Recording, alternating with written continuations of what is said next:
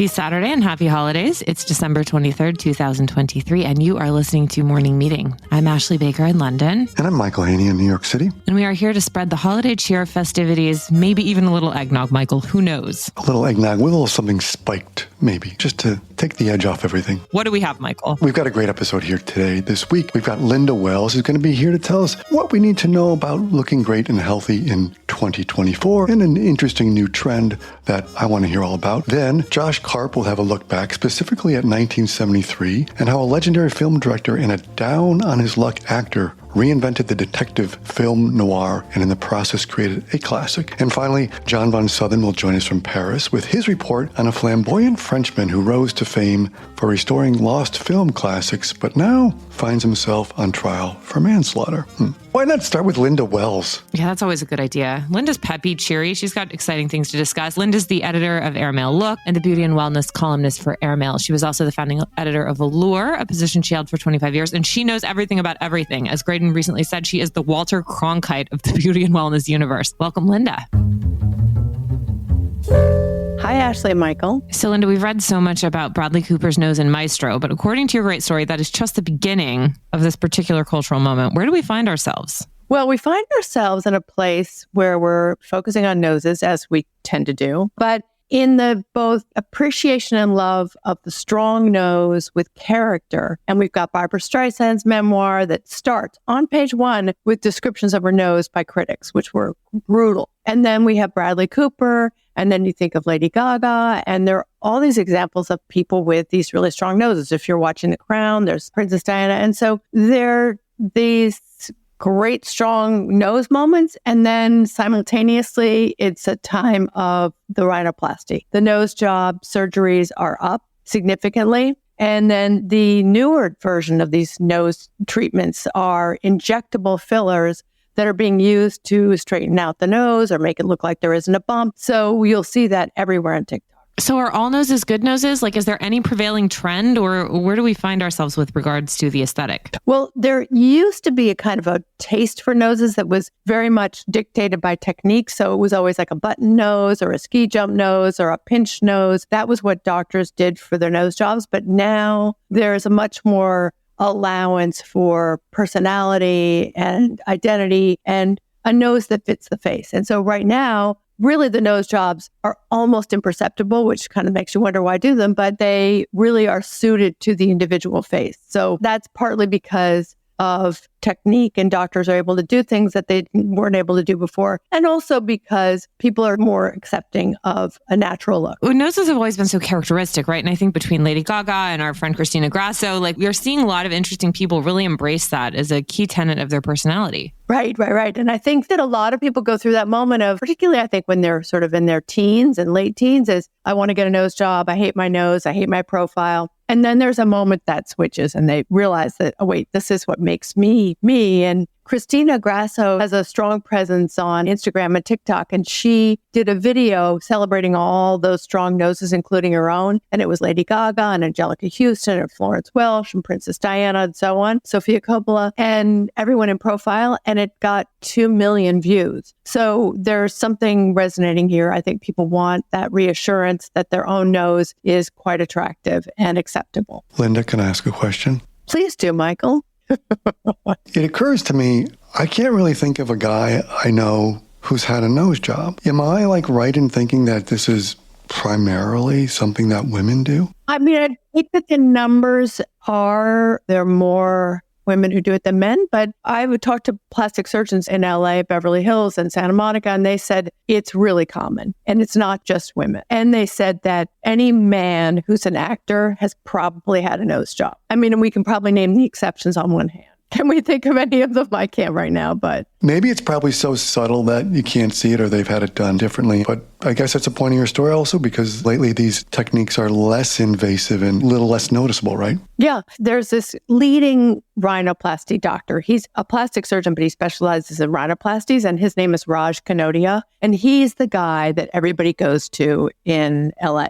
And he has all kinds of famous clients. And it's funny because if you go to his Instagram, he's photographed looking very chummy with a lot of people. And you're like, what's going on there? But Khloe Kardashian is one of the people who has thanked him for his wonderful work on her. So we know that the Kardashian family has been very involved in plastic surgery. Big promoters. Well, look, it turns out you don't actually have to go under the knife to get a new nose. We're hearing a lot about this non-surgical nose job with these injections that are being used to change the shape of the nose. What do we need to know about that? So you'll see this all over TikTok, and they're dermatologists or plastic surgeons, and sometimes it can be even a facialist if they have a weekend training, and they're injecting injectable fillers, the kind of things that are usually used in the lips or on the lines on the face to fill them. They're using those along the nose to fill in the area above a bump and below a bump, give the optical illusion of a straight nose. And it can last from 9 months to a year and maybe even longer. And that looks great on certain people under certain circumstances, but there are a lot of issues. And some of it is you're adding filler. And if you want your nose to be smaller, adding filler is not the way to make it smaller because it fills it. So it can create an optical illusion, but it can also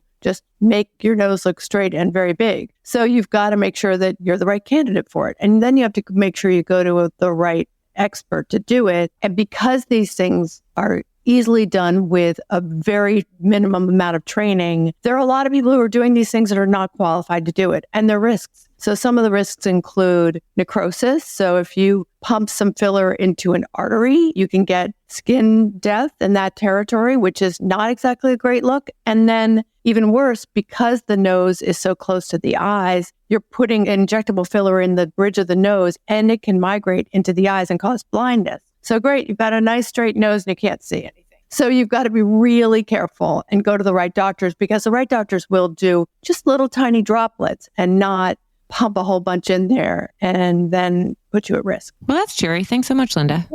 Don't go blind. Good. Great. Yay. Don't go blind. Or you can use makeup. And we all know that contour in the world of makeup has been a huge thing in the past 5 or 10 years. And I talked to Mariah Carey's makeup artist. They were on tour for her Merry Christmas to All or whatever it's called tour in Ohio.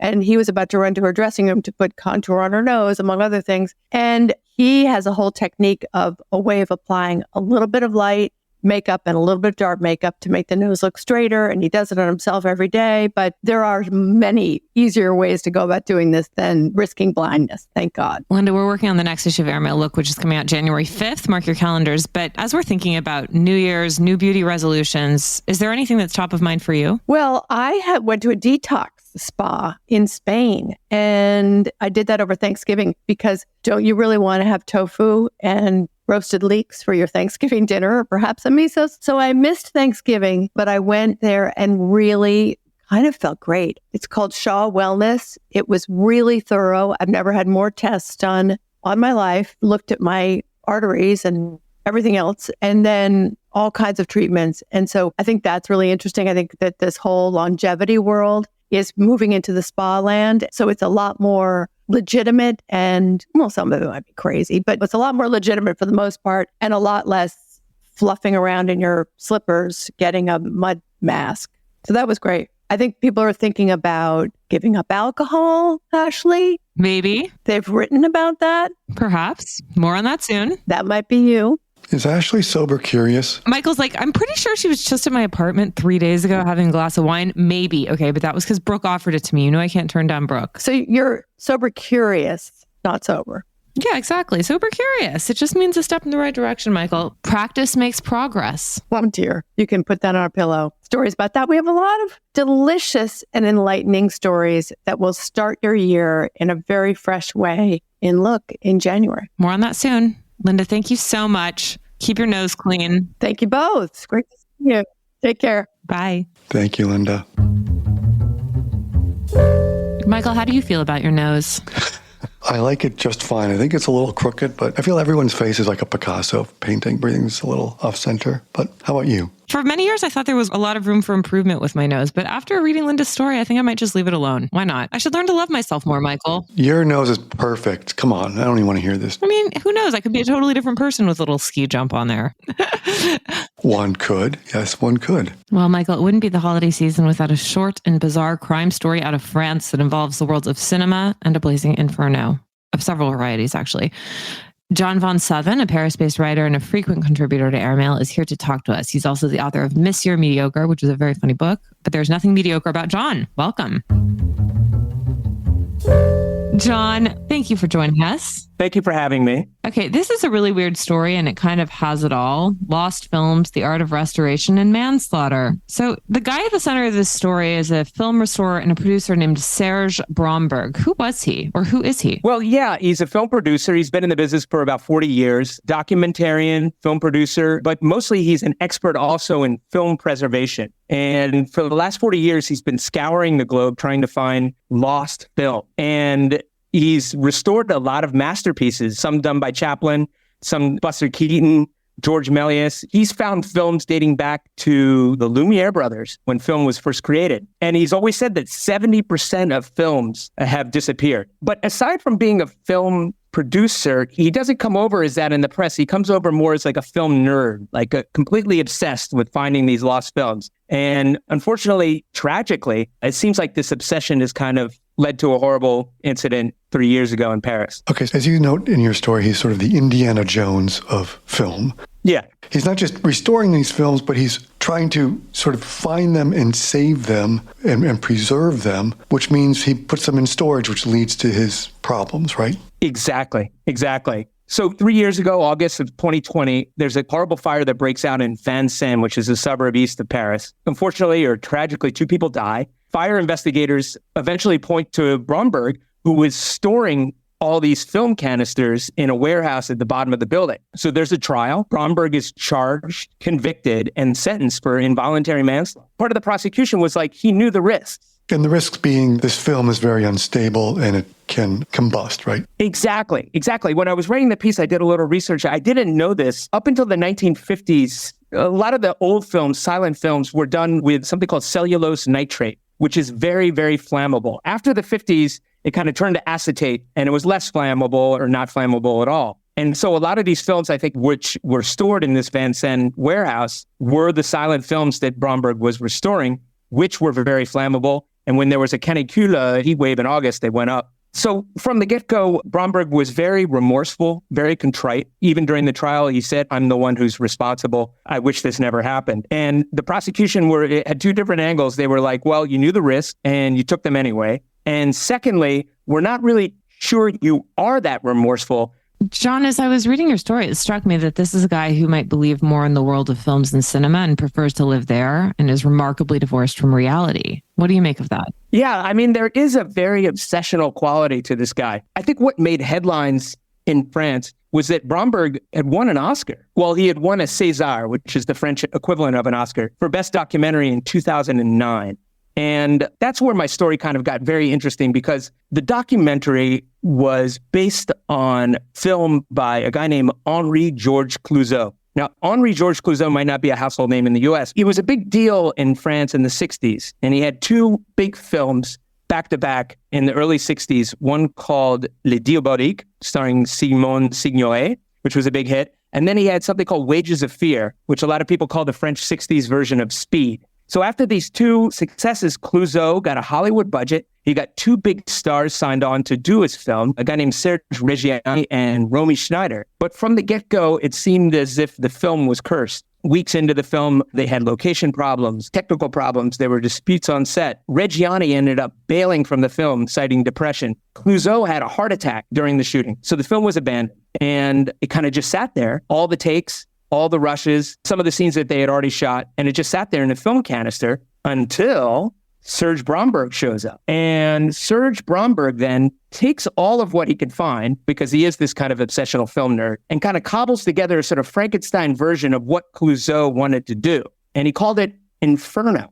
And the movie is kind of a weird hodgepodge of outtakes and rushes, and it won him the César, and it won him notoriety. And because of this, he probably had a lot more films sent to him because he would always say, please send me your old films. And a lot of those films that probably came because of this notoriety were stored in the Vincennes warehouse that went up in smoke. So yeah, so I think what I really like are like these kind of notions of haunted films, kind of like cursed films. Have you guys heard about Terry Gilliam's documentary? I think it's called Lost in La Mancha, about his efforts to do Don Quixote. And how Don Quixote, the adaptation of Don Quixote, is completely cursed. And every adaptation always ends in misery and never gets made. And then there was the film or the adaptation of the great book, Confederacy of Dunces. And there's been several attempts to adapt the film. and it's never come together for various reasons. I think the last time they were about to shoot a week before the shoot in Hurricane Katrina. And now we have Inferno, which is kind of the French version. It was crazy. After Clouzot stopped the film, he never made another film. And Romy Schneider, the star, eventually committed suicide. And now you have the guy who finds this film and makes a documentary about it. And now he's sitting in prison for involuntary manslaughter. Kind of creepy. It is creepy. I mean, it's amazing, too, that this film can be so haunted and toxic so many decades after it was even made. Yeah. You can go on YouTube and see kind of like the trailers that were made. It's a very kind of like morbid, kind of hallucinatory, kind of trippy film, which was very avant-garde for the time. I think it was shot in 1963. Clouzot, I think, was very influenced by Fellini's at 8.5 that had come out the year before. And I think he wanted to do something very similar like that, but even more avant-garde. And kind of got the best of him. It's a fantastic story. Thank you so much, John, and wishing you guys all happy holidays in Paris. Oh, well, you too. Joyeux Noël, everybody. Bye, John. Thank you, John. Take care. Okay, Michael, are you going to watch Inferno this weekend? Yeah, I'm going to look for it if I can find it, but I always love Romy Schneider, so if I can find her in a film, why not? She's so great. Okay, Michael, I think we're done with death, at least for this episode. Well, we're not really done with that because we have Josh Karp, got the story of The Long Goodbye, one of the great film noir classics, not made in the 40s, but made in the 70s, starring Elliot Gould and directed by Robert Altman, the rebellious film director of the 70s. And it's a fascinating story. Yeah, we've had a lot of Elliot Gould. He was in the Barbra Streisand memoir, What's Not to Love. Josh is the author of A Futile and Stupid Gesture, How Doug Kenny and National Lampoon Changed Comedy Forever, and Orson Welles' last movie, The Making of the Other Side of the Wind. This guy knows movies way better than we do, Michael. We need him on here now. Welcome, Josh. Welcome, Josh. Hi, thanks for having me. All right, let's go. Curiously, I watched this movie earlier this year. I hadn't seen it in a long time. And Josh, I'm excited to talk about it with you because I've always thought this movie is, you identify in your story, the first neo-noir. So take us back. It's almost a straight line from this to Chinatown and other things, but take us back to what Robert Altman's doing in 1973 with Elliot Gould, curiously coming off his relationship probably with Barbra Streisand, but how did they make this movie The Long Goodbye in 1973?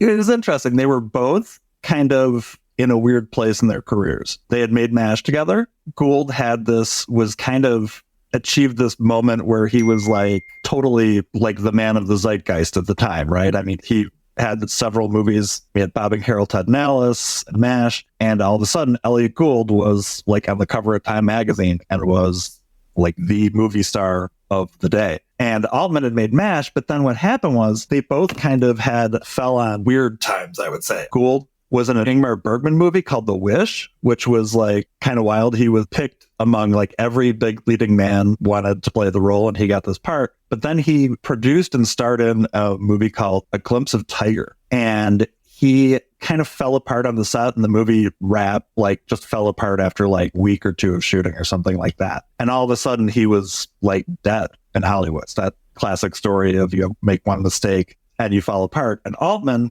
had made McCabe and Mrs. Miller, which was a disappointment. So they were both kind of in this weird space. And they came together to work on this movie. And obviously, Elliot Gould is not the first guy you think of for Philip Marlowe, but he had always wanted to play Marlowe and was a big Bogart fan, was in this weird position of competing with Bogart. So the two of them kind of came together. Gould found the script. It was originally supposed to be made by Peter Bogdanovich with either Lee Marvin or Robert Mitchum, but Bogdanovich dropped. Altman got the project, and there we go. Yeah, as you know, I mean, Philip Marlowe is one of the great characters in American literature, thanks to Raymond Chandler. How do you explain this movie to people where you see Elliot Gould? I mean, he's almost like a man out of time. And what was their thinking behind how they set this movie up? Sure. You're shooting a movie, came out in 73, so you're shooting a movie that was made in like 71, 72. So this is really kind of the end of the peak of the hippie world. And it's still the 60s, essentially. And they decided to play Gould as if he was someone from a completely different time, as if he was someone from 1953. So everybody is smoking pot. Gould lives next door to these women who are like kind of nudists in this apartment building. And he is dressed like your classic film noir detective. He's wearing a black suit with a solid tie and a white shirt. And he's driving a really cool car from 1948. Yes, as you put it, he is a man out of time. So they kind of shot this as if he was referred to him as Rip Van Marlowe. He's a guy who fell asleep in 1953 and woke up in a completely different world. Josh, why do you think this movie still resonates, especially at this particular moment that we find ourselves in? First of all, I think obviously Altman films are kind of a weird group of films. He was incredibly iconoclastic and really did his own thing. He went against the grain so much in his career. And it's like the kind of film Quentin Tarantino loves, right? It's a unique example of a film that would never in a million years be made today. And that's got this incredible performance by Gould, who Altman was very improvisational. So Gould kind of improvised a lot of his responses and his dialogue in the film. And I think it resonates today just because it's a Hollywood film that just never anybody would dream of making today. It's not a Marvel film. It's like trying to think of another movie with somebody who's kind of fallen off as a movie star, who it's almost like The Wrestler with Mickey Rourke.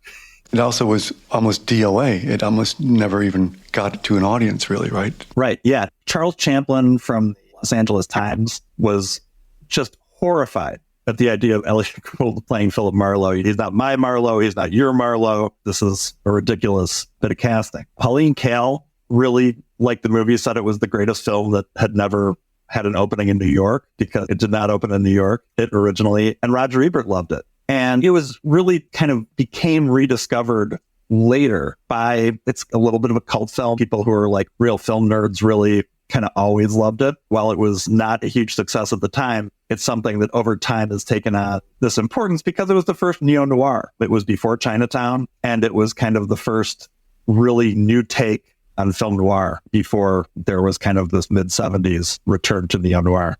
Josh, Altman and Gould discussed the idea of doing another Marlowe film, but Altman died in 2006. Where does that project or that idea for a project stand now? Well, Gould owns, he bought the rights to another Marlowe story from Chandler Estate, and he has talked on and off. I mean, he's 84 years old now, so I don't know about an 84-year-old Philip Marlowe. One of the things that Gould added to the actual film was his character had this kind of almost like Big Lebowski, Dude Abides. His line was, "It's okay with me." When he goes through the whole movie saying, "It's okay with me, it's okay with me." And he's very passive until the end of the film. And he bought the rights for $1 from the Chandler Estate, and he still has dreams of making a film called It's Always Now, which is a very Chandler-esque title.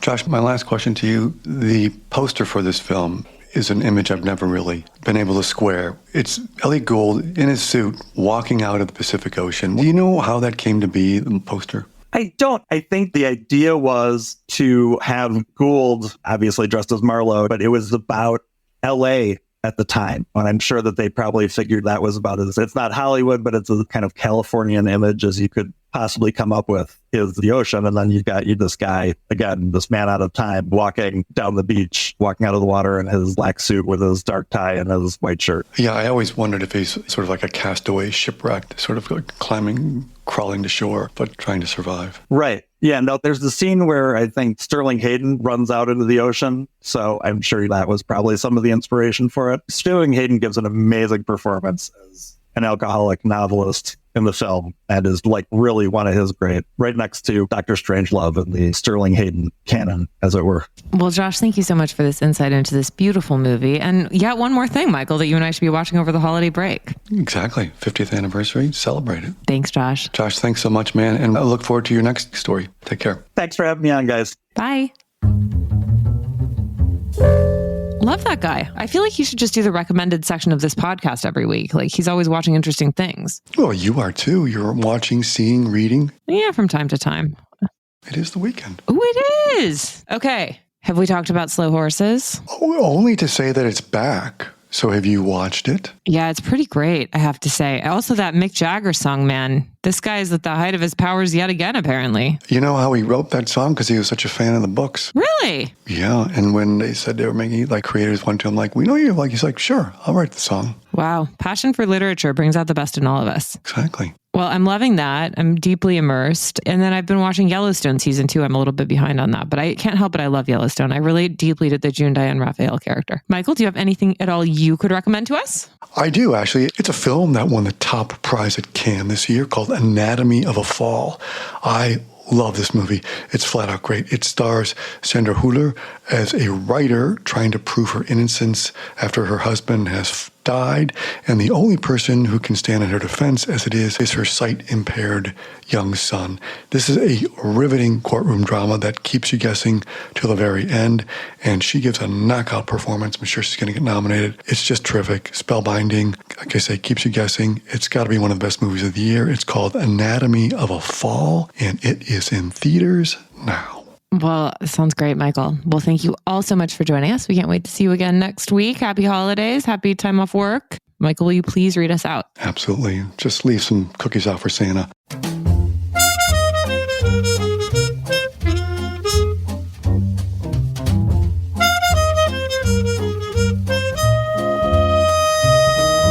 Morning Meeting is produced by Airplay Productions and edited by Jesse Cannon. Our co-editors are Graydon Carter and Alexander Stanley. Our chief operating officer is Bill Keenan, and our deputy editors are Ashley Baker, Chris Garrett, Nathan King, Julie Vitale, and Ash Carter. Our CMO is Emily Davis, and our music supervisor is Randall Poster. The theme music is The Cute Monster by the Buddy Collette Quintet. A new edition of Airmail is published every Saturday, so please subscribe and enjoy all of our stories on airmail.news, which we update every day.